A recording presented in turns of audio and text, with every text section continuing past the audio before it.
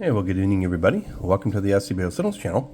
This is video 2 and the 5-video playlist that I'm doing to show you the websites I use to validate what I'm hearing out there in the shortwave bands. So this particular one, a lot of you may know this, short-wave.info, which is not quite as updated as EIBI Space. I have found that some stations that are showing on here are not really the station. EIB has a different listing, and so you got to be careful of that. But it's a really good website, in other words, to track stuff, to find stuff. So it has a lot of different features up here that you can use to, search for your favorite frequencies. So let's say you hear something on 9395, and you want to check that out. So you put your frequency in there, you hit the Now button. And what it does, and it shows you on the map where the station is and who it is.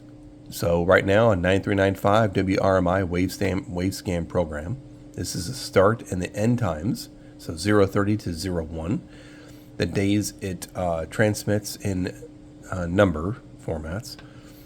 English here gives you the power of the transmitter, the location of the transmitter. Of course, it's a American station. And one good feature, though, if you have a bunch of different stations here, you can click this little blue diamond right here, and it'll sort it by signal strength, which is nice. So that's one way to do it. Another way, you can go to see, hey, I want to see all China Radio International transmitting in any language at this time, 0031, and just hit go. And it's going to show you all the stations of Radio China International that are transmitting. And I just mentioned that, when you have a bunch of different radio stations in here, you can click this little diamond to sort it by signal strength. So this particular one, this is on the Cuba transmitter site, which is just south of me in the west central coast of Florida. So that one's going to be coming in pretty well, in Spanish, of course.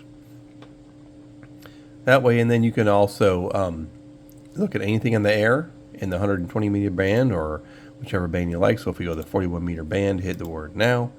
And it shows you all the stations that are transmitting in the 41 meter band.